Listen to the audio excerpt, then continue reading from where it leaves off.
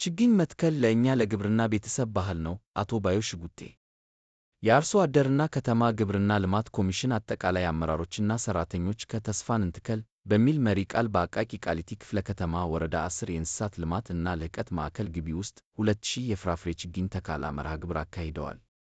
ዋና ኮሚሽነር አቶ ባዩ ሽጉጤ የአረንጓዴ አሻራ መርሃ ግብር ዓላማ ሀገራችን ኢትዮጵያ ለዜጎቿ ሕይወት የተመቸች ጽዱና አረንጓዴ የመኖሪያ ስፍራን የተጎናጸፈች የአየር ንብረቷ ለሰው ልጅ ለኑሮ ተስማሚ የሆነች ሀገር እንድትሆን ድርሻው የማይተካ መሆኑን ተናግረዋል።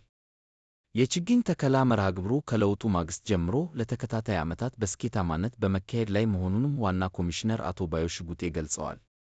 የአረንጓዴ አሻራ ማኖር ታላቁ ዓላማችን ስንደርስበት ለመኖር ሳይሆን እየኖርነው የምንደርስበት መሆናችንን በተግባር ለዓለም አረጋግጠናል። ምክንያቱ ደግሞ አረንጓዴ አሻራ የምናወራው ሳይሆን የምንኖረው በመሆኑ ነው። የኮሚሽኑ አመራሮችና ሠራተኞችም በየዓመቱ ችግኝ መትከል ብቻ ሳይሆን መንከባከብና በተግባር ለጥቅም ማድረስ እንደሚገባ ተናግረዋል። አያይዘውም የችግኝ ተከላ ዓመት ጠብቆ የሚመጣ ተግባር በመሆኑ እጅግ በጣም የሚጓጉለት እንደሆነና በተከላው መደሰታቸውን ገልጸዋል።